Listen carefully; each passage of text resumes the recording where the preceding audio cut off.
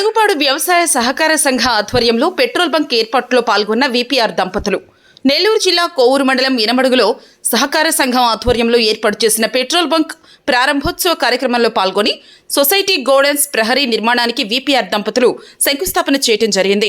అనంతరం ఎమ్మెల్యే ప్రశాంతిరెడ్డి మాట్లాడుతూ ఈ కోవూరు నియోజకవర్గంలోని పడుగుపాడు వ్యవసాయ సహకార సంఘాన్ని ఆదర్శంగా తీసుకుని పనిచేయాలని అన్నారు. రైతన్నలకు అన్ని విధాలా అండగా ఉంటూ ప్రతి సమస్య తీర్చే విధంగా పనిచేయాలన్నారు. ఈ కార్యక్రమంలో కోవూరు తెలుగుదేశం పార్టీ మండల అధ్యక్షులు కొల్లారెడ్డి సుధాకర్ రెడ్డి, ఎంపీటీసీ సుధాకర్ రెడ్డి, ఇంతా మల్లారెడ్డి, జట్టి మదన్ మోహన్ రెడ్డి, జట్టి రాజగోపాల్ రెడ్డి మరియు జిల్లా వ్యవసాయ సహకార సంఘ అధికారులు తదితరులు పాల్గొన్నారు. పడుగుపాడు సొసైటీ అందరికన్నా ముందుంది, ఆదర్శంగా నిలిచింది అని చెప్పి నేను అనుకుంటున్నాను.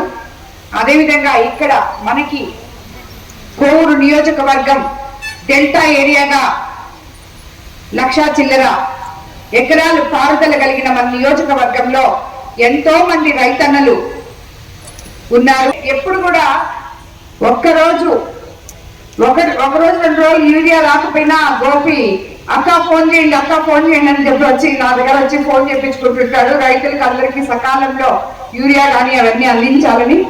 అలాగే ఇటీవల కోవూరు మండలంలో 8,595 టన్నులకు పైగా ధాన్య సేకరణ చేసి రైతులకు అండగా నిలిచిన పడుగుపాడు సంఘ అధికారులను కూడా నేను అభినందిస్తున్నాను.